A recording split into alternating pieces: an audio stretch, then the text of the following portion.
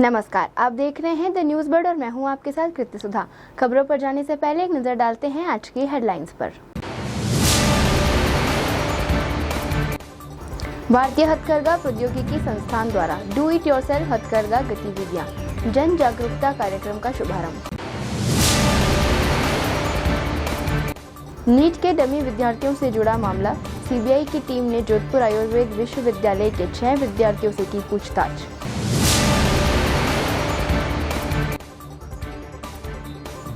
Airport के नामकरण को लेकर विधि मंत्री से मिला प्रतिनिधिमंडल। और अब खबरें विस्तार से। जोधपुर की मेडिकल व्यवस्थाओं को लेकर सरकार गंभीर है। शुक्रवार को शहर के सरकारी अस्पतालों का निरीक्षण करने जयपुर से एक टीम आई। टीम ने अस्पताल की विभिन्न व्यवस्थाओं का जायजा लिया। इनमें हॉस्पिटल की सफाई व्यवस्था, मरीजों के लिए सुविधाओं और व्यवस्थाओं की जांच की। इसके साथ ही अस्पताल में चल रहे निर्माण कार्यों को भी देखा। मथुरा दास माथुर अस्पताल के अधीक्षक डॉक्टर विकास राजपुरोहित ने बताया कि टीम ने अस्पताल का बारीकी से निरीक्षण किया। ओपीडी, ट्रॉमा सेंटर सहित विभिन्न डिपार्टमेंट की व्यवस्थाएं देखी गई। टीम ने अस्पताल में विभिन्न व्यवस्थाओं को दुरुस्त करने के लिए कार्यों के हिसाब से अलग अलग टाइमलाइन तय की।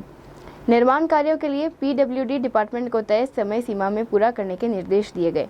जयपुर से आई टीम ने राज्य मेस की अतिरिक्त निदेशक प्रशासन चंचल वर्मा, उप निदेशक राजू लाल गुर्जर शामिल रहे। वहीं मथुरा दास माथुर अस्पताल के अधीक्षक डॉक्टर विकास राजपुरोहित, डॉक्टर संपूर्णानंद मेडिकल कॉलेज के प्रिंसिपल डॉक्टर भवन सिंह जोधा सहित अन्य लोग शामिल रहे। आज हमारे जो माननीय चिकित्सा शिक्षा के सचिव महोदय हैं अमरीश कुमार जी की तरफ से निर्देश थे कि पूरे राजस्थान में लगभग 80 मेडिकल कॉलेजेस में और हॉस्पिटल्स में, इवन डिस्ट्रिक्ट हॉस्पिटल तक जयपुर से टीम्स आई हैं निरीक्षण के लिए।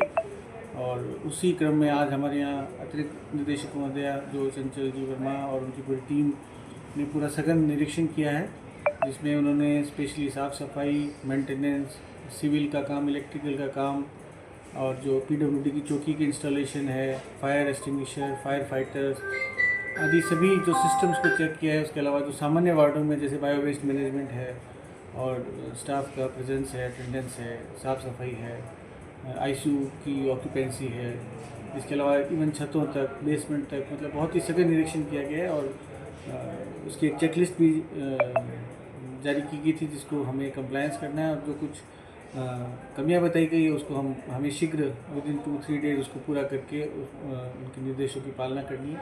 तो ये बहुत ही अच्छा रहा, इससे अस्पताल को और सभी को बहुत फ़ायदा हुआ और इस तरह के निरीक्षण से निश्चित रूप से चीज़ों में बहुत सुधार होता है। और हम इसके लिए पूरे सजग और सतर्क भी हैं कि जो भी निर्देश और जो गाइडलाइंस जारी की जाएगी हम उसका अक्षरशः पालना करेंगे। नीट परीक्षा में डमे विद्यार्थियों को बैठाने की शिकायत के बाद अब केंद्रीय जांच एजेंसी सीबीआई इस मामले की तह तक पहुंचने में जुट गई है। सीबीआई की एक टीम ने जोधपुर पहुंचकर इस मामले की गहराई से जांच शुरू कर दी है। सीबीआई की टीम ने जोधपुर पहुंचकर आयुर्वेद विश्वविद्यालय से जुड़े 6 विद्यार्थियों से गहन पूछताछ की। पूछताछ के दौरान छात्रों के हस्ताक्षर और फोटोग्राफ का मिलान किया गया ताकि यह पुष्टि हो सके कि परीक्षा में वही विद्यार्थी बैठे थे या उनके स्थान पर किसी और ने परीक्षा दी थी। सीबीआई ने पूछताछ को अलग अलग बिंदुओं पर अलग अलग तरीके से अंजाम दिया। कुलपति प्रदीप कुमार प्रजापति ने भी स्वीकार किया कि उन्हें सीबीआई की टीम ने आने की जानकारी थी और यह भी माना कि विश्वविद्यालय से जुड़े कुछ विद्यार्थियों के नाम इस मामले में सामने आ रहे हैं। पिछले 4 दिनों से लगातार चल रही इस जांच में यह संकेत मिल रहे हैं कि कुछ छात्रों की जगह परीक्षा में डमी कैंडिडेट्स को बैठा दिया गया था। यह गंभीर मामला देश भर में हो रही मेडिकल परीक्षाओं की पारदर्शिता पर सवाल खड़े करता है। सीबीआई की जांच अभी जारी है और आने वाले दिनों में इस मामले में और भी बड़े खुलासे हो सकते हैं। सवाल यह है कि आखिर इस पूरे रैकेट के पीछे कौन है और कब तक शिक्षा जैसे पवित्र क्षेत्र में इस तरह की धांधलियां चलती रहेंगी। बच्चे लोग देखिए अपने बोले नीट 2024 में जो पूरा कांड हुआ था पूरे देश में और काफ़ी सुप्रीम कोर्ट तक भी गई थी बात। और उसके बाद ये हुआ था कि जो लोग इन्वॉल्व है उनका कैंसिल करते हुए बाकी सब लोगों का जो है किया गया था। क्योंकि ये बहुत अपना ऑल इंडिया लेवल पे एग्ज़ाम होता है, बहुत खर्चा होता है, बहुत सारे लोग इन्वॉल्व होते हैं, बहुत सारे बच्चों का कैरियर इशू होता है। और इसमें इस तरह की एक्टिविटीज़ कोचिंग के माध्यम से लगभग होती है। अब कोचिंग वाले कैसे इन्वॉल्व होते हैं ये तो काफ़ी कोशिश की गवर्नमेंट ने रोकने के लिए, लेकिन फिर भी अभी उसमें पूरे वो सफल नहीं हो पा रहे हैं। तो ये उस समय का केस था, जितने भी लोग जो भी केसेस में उनको मिलते जा रहे हैं क्लूज़, और ये कोई गैंग पकड़ी गई है, उस गैंग की इन्फॉर्मेशन के आधार पे ये हुआ है कि हमारे यहाँ से भी बच्चे कुछ गए थे, दूसरी जगह जाके एग्ज़ाम दे के आए हैं। तो चूँकि बायोमेट्रिक है इस समय, इसलिए पकड़ में आ जाते हैं बच्चे, कोई दिक्कत नहीं है। तो बायोमेट्रिक तो कुछ मैच की है ऐसा लग रहा है हमको, अदरवाइज़ तो यहाँ तक CBI नहीं आती। अब दिल्ली से आई हुई है शायद, ऐसा हमें पता चला है कि वहाँ से कुछ इंक्वायरी आई है, तो उसमें चल रही है इंक्वायरी। और बच्चों को लिए है कि मैसेज मेरा यही है इसमें कि इस तरह से एक्टिविटीज़ में नहीं इन्वॉल्व होना चाहिए। माँ बाप से भी मेरा रिक्वेस्ट है कि वो पैसे दे के बच्चों को इस तरह की एक्टिविटी में ना इन्वॉल्व करें, क्योंकि कुछ ऐसे भी हमें इन्फॉर्मेशन मिली है कि माँ जिनके पास पैसे होते हैं वो लोग किसी भी तरीके से कोशिश करते हैं।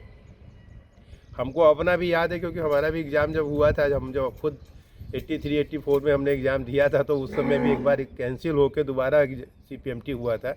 उस समय भी पेपर लीक हो गया था, और ये पैसे देके ही लीक कराने की परंपरा शुरू से चली आ रही है। तो इस तरह की एक्टिविटी में होता है क्या कि बहुत सारे जो पढ़ने वाले बच्चे होते हैं उनका बहुत नुकसान हो जाता है, क्योंकि मेरे दूसरे बच्चों की हाई चली जाती है और वो नहीं हो पाते हैं, तो वो बहुत डिमोरलाइज हो जाते हैं। और आज जो मेन स्ट्रेस बच्चों के अंदर है वो यही है। 100 परसेंटाइल आने के बाद भी बच्चे सेलेक्ट ना हो पाए तो ये बहुत बड़ी बात हो जाती है हमारे लिए। तो हमारा सभी समाज के बंधुओं से रिक्वेस्ट है कि इस तरह के एक्टिविटी में न इन्वॉल्व हों, और ज़्यादा से ज़्यादा अपने बच्चों को इस तरह से बनाए कि वो धरातल पर खड़े होकर, अपने पैरों पर खड़े होकर अपने स्वाभिमान के साथ जी सके।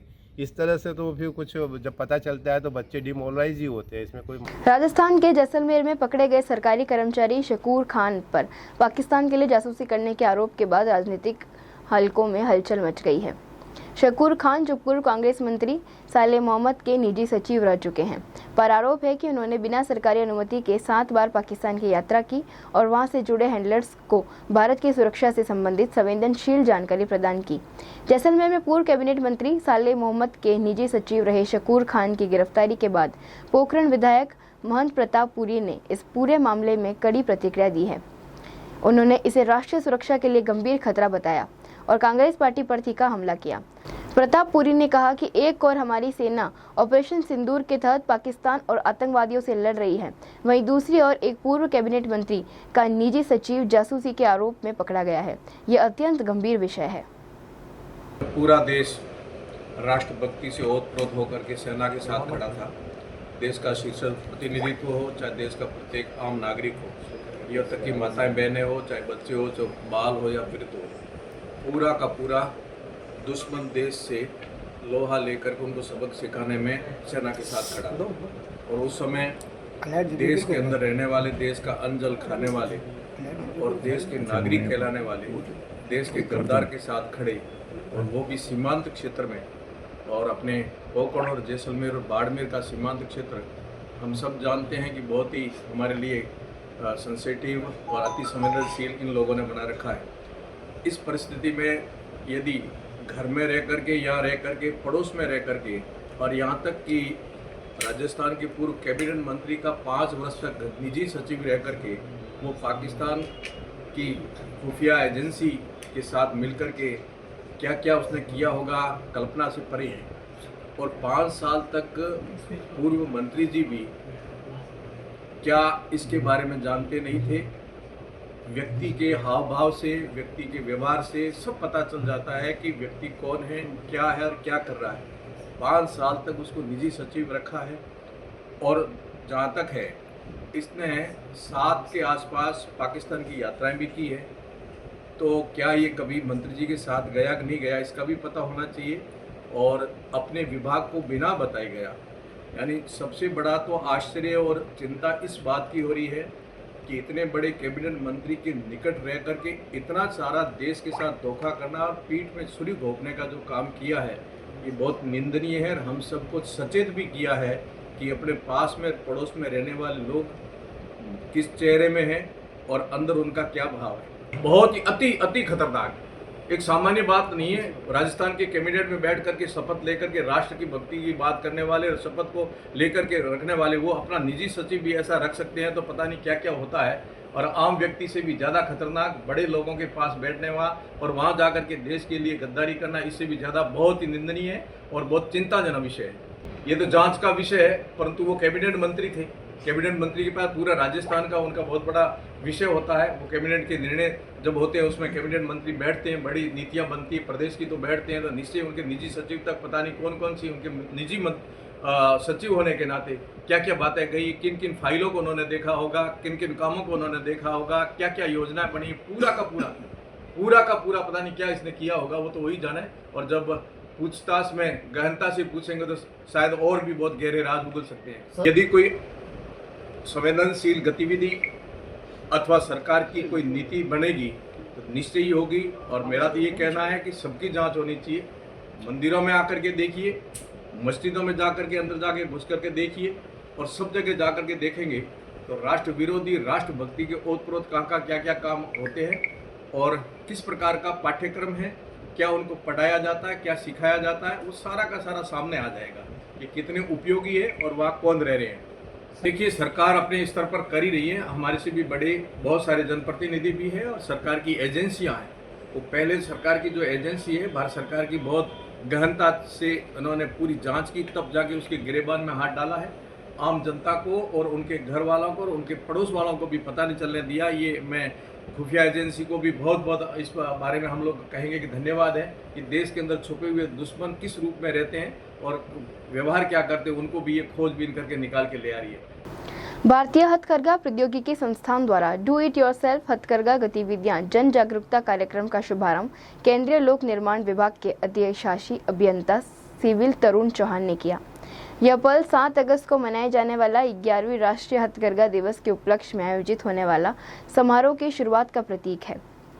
कार्यक्रम के उद्घाटन समारोह के मुख्य अतिथि तरुण चौहान ने भारत की समृद्धि हथकरघा विरासत को रेखांकित किया और कहा कि इस प्रकार की सहभागी पहले युवाओं को भारतीय हथकरघा की परंपरा को समझने, उसका सम्मान करने और उसे आगे बढ़ाने के लिए प्रेरित करती है। उन्होंने कहा कि डू इट योरसेल्फ पहल का उद्देश्य राष्ट्रीय हथकरघा दिवस एवं हथकरघा उत्पादों के प्रति जन जागरूकता बढ़ाना है। भारतीय हथकरघा प्रौद्योगिकी संस्थान के निदेशक डॉक्टर शिव ज्ञानम ने बताया कि यह गतिविधियां 31 जुलाई तक जोधपुर के विभिन्न स्थानों पर आयोजित की जाएगी, जिससे आमजन और विद्यार्थियों को पारंपरिक हथकरघा शिल्प से जुड़ने का अवसर मिलेगा। इस अवसर पर पत्र सूचना कार्यालय के मीडिया संचार अधिकारी आशीष वर्मा भी मौजूद रहे। कार्यक्रम में हथकरघा बुनाई, रंगाई, ब्लॉक प्रिंटिंग तथा टाई एंड डाई जैसी जीवंत गतिविधियां प्रस्तुत की गई। केंद्रीय लोक निर्माण विभाग में कार्यपालक अभियंता के तौर पर कार्यरत हूँ। यहाँ पर ये जो DIY हैंडलूम वर्कशॉप का बहुत अच्छा आयोजन किया गया है Indian institute of handloom technology द्वारा, ये सभी को देखना अनिवार्य है। मैं कहूँगा ये बहुत अच्छा इन्होंने यहाँ पे आयोजन किया है। यहाँ पे आप खुद आके अपने हाथों से ब्लॉक प्रिंटिंग, डाइंग और ये कैसे हम कपड़े बनाते हैं, हैंडलूम की जो हमारी कला है वो आपको फर्स्ट हैंड देखने को मिलेगी। इससे अच्छा एक्सपीरियंस हमारे जोधपुर में सभी लोकल्स के लिए, सभी स्थानीय लोगों के लिए बहुत अच्छा आयोजन किया गया है। और ये हमें बहुत गर्व की बात है। हमारा जो इंडियन हैंडलूम है, जो हमारी पद्धति है, वो हमारी जो है और ये सब जो हमारे पद्धतियां हैं वो यहाँ पर देखने को मिलती हैं और सभी को यहाँ पर आना चाहिए, सभी को इसका लुत्फ उठाना चाहिए। धन्यवाद। On behalf of Indian Institute of Handloom Technology, today we have arranged one small awareness program. The title of this program is Do It Yourself. मतलब people can come and practice all their whatever work that we are doing in IIST. People can come and practice. इसका purpose है 7th August every year we are celebrating National Handloom Day. So this purpose of this program is to create awareness to the public, youth and all people who are having general interest towards textile.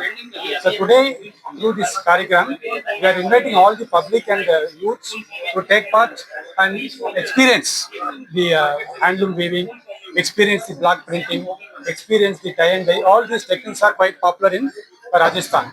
So at IIST we are proud to announce this DIY program. It is going to be there for 2 months from today up to July 31st in different locations. All these locations we will be announcing it through media. यहाँ वक्त हो चला है एक break का। Break के बाद भी खबरों का सिलसिला जारी रहेगा। बने रहिए द न्यूज़ बर्ड के साथ।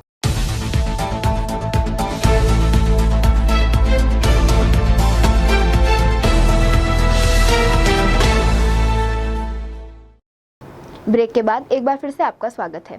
संसदीय कार्य व विधि मंत्री जोगाराम पटेल ने कहा कि महाराजा उमेद सिंह जोधपुर व मारवाड़ में हवाई सेवाओं के संस्थापक रहे। जोधपुर एयरपोर्ट का नामकरण उनके नाम पर करने की पूरी पैरवी करूंगा। संसदीय मंत्री ने मारवाड़ नागरिक परिषद के मुख्य संरक्षक पूर्व राज्यसभा सांसद डॉक्टर नारायण सिंह मानकलाव के नेतृत्व में पूर्व कुलपति डॉक्टर गुलाब सिंह चौहान, ब्रिगेडियर महेंद्र सिंह जोधा, राजेंद्र सिंह लीलिया व शंकर सिंह मिर्तिया से मुलाकात के दौरान यह बात कही। प्रतिनिधिमंडल ने उन्हें मुख्यमंत्री भजनलाल के नाम ज्ञापन सौंपा। संसदीय कार्य मंत्री ने कहा कि मारवाड़ नागरिक परिषद के प्रतिनिधि जब मुख्यमंत्री से मिलने जाएंगे तब वह भी उनके साथ होंगे, वह पैरवी करेंगे। महाराजा उमेद सिंह के नाम से एयरपोर्ट नामकरण की मांग अलग अलग मंचों व संगठनों द्वारा कई वर्षों से की जा रही है, जिसकी उन्होंने जानकारी दी। इस दौरान नागरिक परिषद के अध्यक्ष पूर्व न्यायाधीश NN माथुर ने जोधपुर से बाहर होने के कारण संसदीय कार्य मंत्री जोगाराम पटेल से फोन पर बात की व उनसे एयरपोर्ट नामकरण अभियान में सहयोग व इस प्रस्ताव को राजस्थान विधानसभा में रखवाकर पास करने का भी अनुरोध किया। राजस्थान राज्य विधिक सेवा प्राधिकरण जयपुर के एक्शन प्लान में प्रदत्त निर्देशों की पालना में व अध्यक्ष जिला विधिक सेवा प्राधिकरण जिला एवं सेशन न्यायाधीश जोधपुर महानगर अजय शर्मा के निर्देशाधीन शुक्रवार को जिला विधिक सेवा प्राधिकरण जोधपुर महानगर के सचिव राकेश रामावत द्वारा लव कुश व गायत्री बालिका गृह जोधपुर तथा बाल शोभा गृह जोधपुर का औचक मासिक निरीक्षण किया गया। निरीक्षण के दौरान इस गृह में निवासरत बच्चों से वार्तालाप की गई और उनके भोजन, चिकित्सा सुविधा, रहन सहन व अन्य आवश्यक सुविधाएं की जांच पड़ताल की गई व साफ सफाई व्यवस्थाओं की बाबत आवश्यकता निर्देश प्रदान किए। श्री जागृति संस्थान जोधपुर के तत्वाधान में नेहरू पार्क स्थित डॉक्टर मदन सावित्री डागा साहित्य भवन में लेखक राजेंद्र शाह सिरोही राज द्वारा रचित उपन्यास चंद्रावती की चांदनी का लोकार्पण कार्यक्रम एवं मां विषय पर काव्य गोष्ठी आयोजित हुई, जिसमें लगभग 35 प्रबुद्धजन उपस्थित रहे। संस्थान के अध्यक्ष राजेश भेरवानी ने बताया कि कार्यक्रम का आगाज अतिथियों द्वारा सरस्वती पूजन व वंदना से हुआ। कार्यक्रम में मुख्य अतिथि प्रसिद्ध इतिहासकार डॉक्टर श्याम प्रसाद व्यास, विशिष्ट अतिथि किशन लाल गर्ग व डॉक्टर VD दवे मंचासीन रहे। गोष्ठी की अध्यक्षता युवा साहित्यकार कमल शर्मा ने की। कार्यक्रम संयोजक राजेंद्र शाह सिरोही राज ने बताया कि मां विषय पर गायक पंकज बिंदास व यशोदा माहेश्वरी ने स्वरबद्ध रचना प्रस्तुत कर सभी को भाव विभोर कर दिया। प्रसिद्ध गजल गायक मनशा नायक ने अपनी लयबद्ध गजल गायकी से माहौल खुशनुमा कर दिया। Doctor VD Dave, ND Nimbawat, OP Verma, Jugal Kishore Maheshwari ने मां विषय पर अपने अनुभव बताए, अपनी रचनाएं सुनाई। इस मौके मंचालीन अतिथि डॉक्टर SP व्यास ने चंद्रावती की चांदनी के उपन्यास का ऐतिहासिकता को बताते हुए मां के महत्व पर प्रकाश डाला व अपने अनुभव बताए। विशिष्ट अतिथि किशन लाल गर्ग ने मां विषय पर अपनी रचना सुनाते हुए उपन्यास लिखते हुए राजेंद्र शाह को बधाई दी। गोष्ठी के अध्यक्ष कमल शर्मा ने भी मां पर अपना सुंदर रचना प्रस्तुत की। मां के हाथों में लकीरें नहीं होती क्योंकि मां का भाग्य नहीं होता। मां सिर्फ कर्म धाती होती है। मां प्रातः उठती है, सबका भाग्य जगाती है। घरवाले उस भाग्य के साथ कर्म करने चल पड़ते हैं। मां की तस्वीर घर में रखो तो रखना, परंतु मां को कभी नहीं परखना। मैंने एक काव्य गोष्ठी श्री जागृति संस्थान के बैनर तले आयोजित की, जिसका मुख्य विषय माँ पर था। माँ पर काव्य गोष्ठी थी। इसी के साथ साथ मैंने अपनी पुस्तक जो उपन्यास के रूप में लिखी है चंद्रावती चांदनी, चंद्रावती की चांदी, उसका भी विमोचन इस अवसर पर करवाया गया, जिसके मुख्य अतिथि श्रीमान डॉक्टर SP व्यास, पूर्व विभागाध्यक्ष इतिहास विभाग जयनारायण व्यास विश्वविद्यालय के थे। इस अवसर पर कम से कम 15 कवियों ने माँ पर अपनी कविताएं और गीत संगीत से सारे श्रोताओं को आत्मविभोर कर दिया। अचलेश्वर महादेव मंदिर का 507वां पाटोत्सव 31 मई को मनाया जाएगा। पाटोत्सव के तहत आज सुबह मंदिर में अखंड श्री रामचरितमानस का पाठ शुरू हुआ। मंदिर प्रवक्ता कैलाश ने बताया कि इस बार पाटोत्सव मुनीश्वर गिरी महाराज के सानिध्य में मनाया जा रहा है। उन्होंने बताया कि आज सुबह अखंड श्री रामचरितमानस पाठ शुरू हुआ, जिसकी अगले दिन 31 मई को सुबह 8 बजे पूर्ण आरती होगी। इसके बाद सुबह 10 बजे गणपति पूजन, ब्राह्मण वरण तथा वाचन दोपहर 12 बजे होगा। शाम 5 बजे महारुद्राभिषेक प्रारंभ होगा। कपूर आरती रात 8 बजे होगी। साथ ही श्रृंगार आरती, भोग के दर्शन व भंडारा होगा। मंदिर को फूल मंडली और रोशनी से सजाया जाएगा।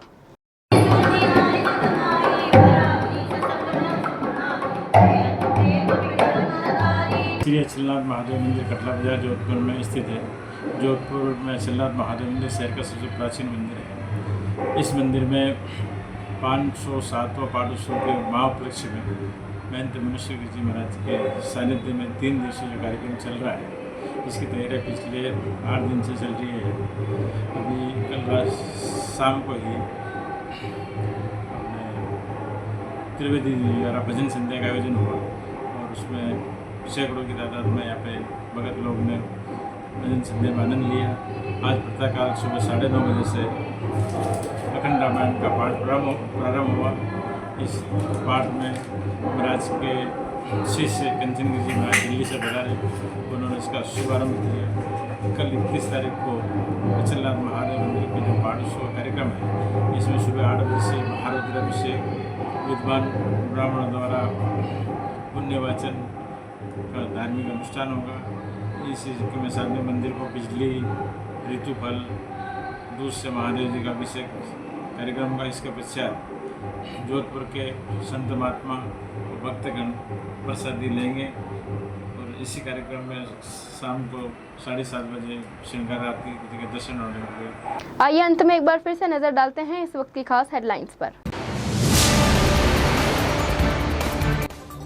भारतीय हथकरघा प्रौद्योगिकी संस्थान द्वारा डू इट योरसेल्फ हथकरघा गतिविधियां, जन जागरूकता कार्यक्रम का शुभारंभ। नीट के डमी विद्यार्थियों से जुड़ा मामला, सीबीआई की टीम ने जोधपुर आयुर्वेद विश्वविद्यालय के 6 विद्यार्थियों से की पूछताछ।